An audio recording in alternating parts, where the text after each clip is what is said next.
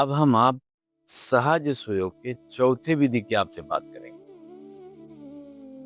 सहज सुयोग के हम चौथे विधि की आपसे बात कर रहे हैं। 3 हो गया, हमारी मानसिक शरीर सूर्य की नाभि में चली गई, मतलब हम सफल हो गए। मतलब हमारा मन यात्रा कर लेता है, हमारा मन निकल जाता है। तो चीज और आपको ध्यान करना पड़ेगा शरीर के भीतर ही। तीसरे स्टेप की ये बात है, जब आपका मन एकाग्र हो जाए, लगे कि मेरा मन एकाग्र हो गया, तो शरीर में उसे चलाइए। जांघ के पास लाइए, पीठ के पास ले जाइए, सिर के पास ले जाइए, हाथ मिलाइए, वो आएगा। और जब आएगा तो कुछ देर जब यहाँ टिकाएंगे तो वो हिरन और जलन खुजली टाइप को होगी। जैसे आप इस तरह से ध्यान करने बैठ गए और यहाँ से उठा करके आप यहाँ ले आए, तो अब यहाँ पर आपका ध्यान है। तो यहाँ पर सहलन, खुजली, फुफुराहट जैसे कुछ होगा। 2-4 जगह आप जैसे कभी जंघे पर ले आ लें, कभी कंधे पर ले जा लें। तो इससे क्या होगा कि आपको ये महसूस हो जाएगा कि हमारा मन एकाग्र हो गया है। और जब ये परीक्षण कर लें तब यांत्रिक की यात्रा कराएं, नाभि में जाएं, फिर वापस आए, पूरे शरीर में प्रकाश ही प्रकाश। ये तीसरे ही सहज स्वयोग का अंश है जो छूटा हुआ था। अब आइए हम चौथे में चलते हैं। चौथे में उसी तरह से अभी हमें सूर्य का सहारा ही लेना होगा। अभी हम सूर्य के सहारे ही चलेंगे। सूर्य को आप वो पिंड, बार बार मैं कह रहा हूँ, पिंड न समझें। सूर्य की नाभि को जो तेज है, जिसको हम आध्यात्मिक भाषा में सत्या कहते हैं, देसी भाषा में प्राण कहते हैं। प्राण सूर्य ही है, इस सौर मंडल का प्राण सूर्य ही है, उसकी बात हम कर रहे हैं। तो पहले ये समझें कि आप किस मत के हैं, किस विचार के हैं, किस मजहब के हैं, किस इष्ट के हैं, गुरुवादी हैं, देववादी हैं, ईश्वरवादी हैं, भजन कीर्तन वाले हैं, नाम जप वाले हैं, कौन सी विचारधारा पसंद करते हैं। तो जो चीज आपके समाज में, परिवार में चल रहा होगा, या कि आपके माता पिता जी उसको अपनाए हुए हों, तो आप भी उसी को अपनाए हुए होंगे। वह आपको प्रिय लग रही होगी और उसको आप धर्म मान के सीखते होंगे, वो धर्म की शिक्षा मान के सीखते होंगे। तो हमारा ये कहना है कि धार्मिक शिक्षाएं हमको सच से पलायन कराती हैं।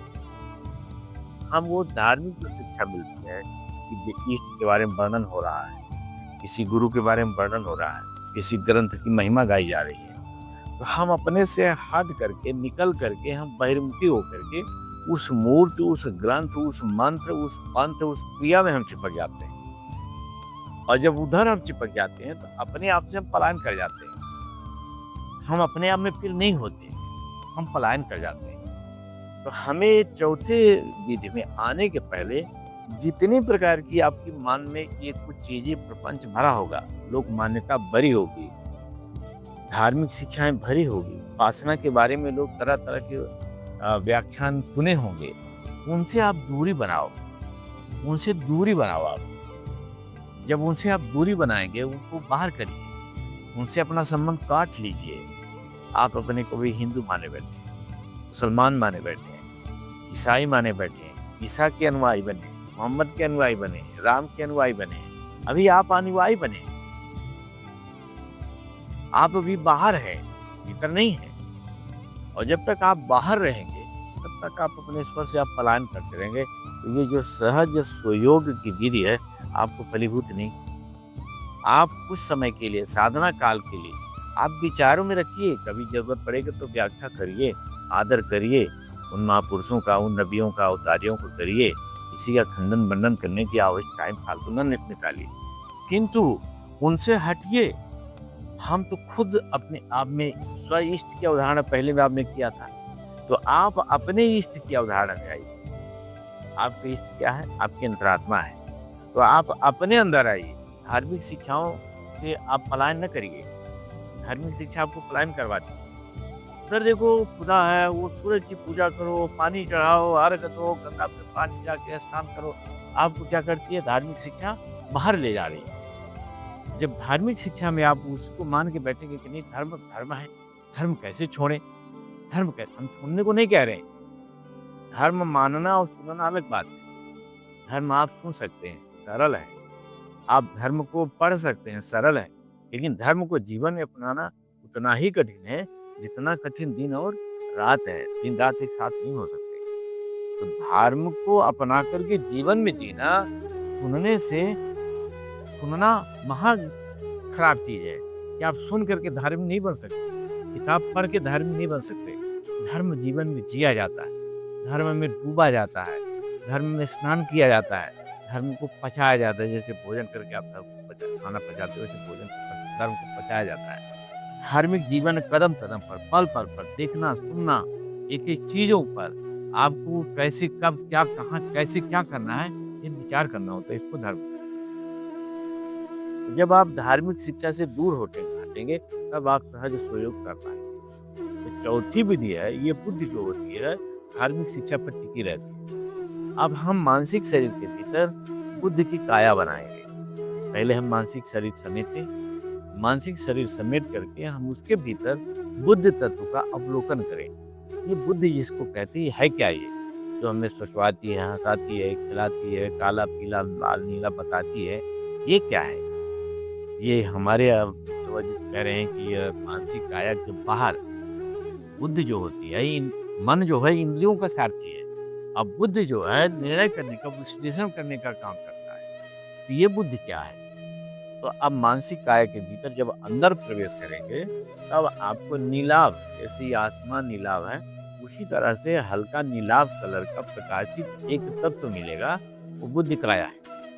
उसको भी आप अपने ही शकल का बनाएँ, अपने ही शकल से देखें, दूसरे शकल का नहीं।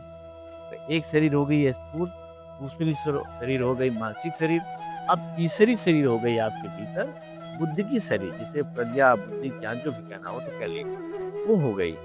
अब उसको भी सूर्य के नाभि से प्रकाश खींचें, सूर्य के नाभि से तेज को खींचें और सूर्य की बौछार से उसको स्नान कराएँ।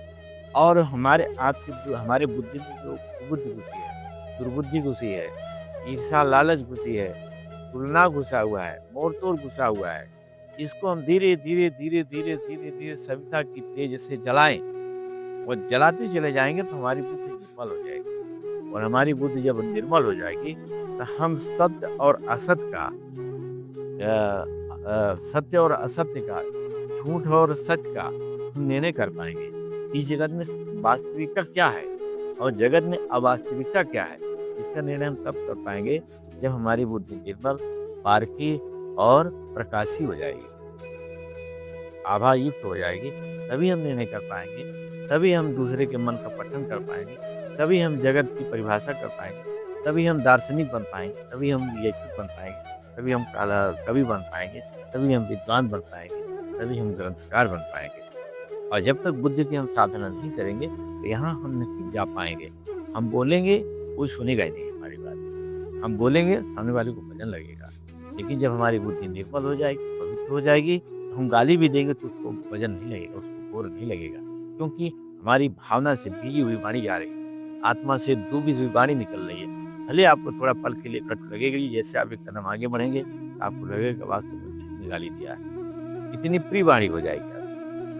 तो बुद्धि की साधना, मन की साधना तन की तो पहले किया, अब मन की किया, अब बुद्धि की आप साधना करें, बुद्धि को निर्मल करें। अब बुद्धि को निर्मल करके आप उसको प्रकाशित करें और सूर्य से स्नान कराएं। कुछ पल के बाद पूरे शरीर में बुद्धि तत्व को फैला दें और प्रकाश ही प्रकाश पूरे शरीर को देखें। हमारे नख से उस शिखा तक प्रकाश से भरा हुआ है। आज मेरे भीतर नीला प्रकाश भरा हुआ है। पहले सूर्य का, सविता का तेज प्रकाश था, अब थोड़ा सा प्रकाश का चेंज करिए, नीलाभ प्रकाश, स्वर्णिम शुभ्र नीलाभ, आसमानी कलर से मिलता जुलता प्रकाश को आप भावना करिए और कुछ पल के लिए स्थिर हो जाइए। और कुछ मन में विकार उठ रहे हो, कुछ तुलना, कुछ मोह, कुछ तोड़, ये ऐसी भावनाएं उठ रही हो, उनको निरस्त करते रहिए और मन को शांत करके और फिर आँख खोलिए। ये चौथी विधि है सहज स्वयोग और ये एक प्रकार से बुद्धि योग है। यदि आप माने तो ये बुद्धि योग है। बुद्धि को विज्ञान भी कहा जाता है, ये विज्ञान में कोश भी है। प्राणमय, अन्नमय कोश, प्राणमय कोश, मनोमय कोश, 3 कोश उधर हो गया, जग भी गया। अब यहाँ विज्ञानमय कोश जगेगा। अब इसके बाद आनंदमय कोश डायरेक्ट आ जाएगा। तो आपको इस साधना करने से अनेक पचड़े में नहीं पड़ना पड़ता है। न कर्मकांड, न नहाना, न धोना, न मूरत, न कुंडलिनी, न कष्टचक्र, न किसी पचड़े में नहीं पड़ना पड़ता। आप सीधे डायरेक्ट उसी तरह से वहाँ पहुँच रहे हैं, जैसे दिल्ली से सीधे एयरपोर्ट से आप पहुँच गए कहाँ? कोलकाता। और नीचे-नीचे आप जाएँगे तो ये स्टेशन, वो स्टेशन, ये जिला, वो प्रांत क्रॉस करते हुए, रूप रंग देखते हुए जा रहे हैं कलकत्ता। यदि आप चक्रों के माध्यम से जा रहे हैं, कुंडलनी के माध्यम से जा रहे हैं, सहस्त्रदल के माध्यम से जा रहे हैं, तो मतलब ज़मीनी रास्ता जा रहे हैं आप। और ये जो हमने आपको सहज सहयोग की विधि इजाद की है, कि सीधे आप दिल्ली से एयरपोर्ट पे उड़े और पहुँच गए कलकत्ता। तो ये ज़्यादा सहज है और सरल है और फलदायी है, परिणाम देती है और तत्काल आपका मन इसमें चिपक भी जाता है, आपको अनुभूति होने लगती है, आपके मन में प्रकाश आने लगता है, आपको अनुभव होने लगता है, फिर आप उनसे नहीं, किसी से नहीं, आप अपने से जुड़ते चले जाएँगे, जुड़ते चले जाएँगे, जुड़ते चले जाएँगे, जुड़ते चले जाएँगे और इस जीवन को धन्य कर लेंगे, जहाँ आपको जाना है, जीवन का जो लक्ष्य है, अपने आप मिल जाएगा। यदि आपको कोई परेशानी होती है, कोई चीज़ होती है, तो हमसे मोबाइल पे संपर्क कर सकते हैं, लेकिन हमारा ध्यान नहीं करना है, अपना ध्यान करना है आपको। अभी तक आपने देवताओं का ध्यान किया, मूर्तियों का ध्यान किया, नहीं, किसी का ध्यान नहीं करना है, उनसे दूर होना है। ज्ञान के लिए, समझने के लिए पढ़िए, सुनिए, किंतु उनका ध्यान नहीं करना है। ध्यान किसका करना है? अपना करना है, अपने मन का, अपने बुद्धि का, अपने तन का। और अगला आपका जो विधि होगी, 5वाँ और 6वाँ और 7वाँ, आप वहीं पहुँचेंगे, जो लोग ज़मीन से जा रहे हैं। हम तो कुंडली जागरण, पंचप्राण जागरण, अ, कष्टचक्र जागरण, सहस्त्रजल जागरण, त्रिकुटी जागरण, आज्ञाचक्र जागरण, ताटक, इसको हम ज़मीनी रास्ता, कि आप ज़मीन से चल करके और जा रहे हैं वहाँ, तो बहुत टाइम लगेगा। हाँ, इतना ज़रूर है कि शहर देखते जाएँगे, गली के ढारे देखते जाएँगे, भवन बिल्डिंग देखते जाएँगे, अनुभव बढ़ता जाएगा, इतना ज़रूर होगा। लेकिन डायरेक्ट यदि जाना कलकत्ता ही है, पर अनुभव लेके जाएँगे। और यदि केवल कलकत्ता आपका लक्ष्य है, तो सबसे बेहतर है सीधे एयरपोर्ट से उड़िए, वहाँ पहुँच जाइए। सहज स्वयोग में जाइए और सीधे अपने आत्मा के पास पहुँच जाइए। आप उस साक्ष्य का, उस सत्य का बोध कर लीजिए और गर्व से बोलिए, हम, मैं स्वयं सत्य हूँ। ये है आपका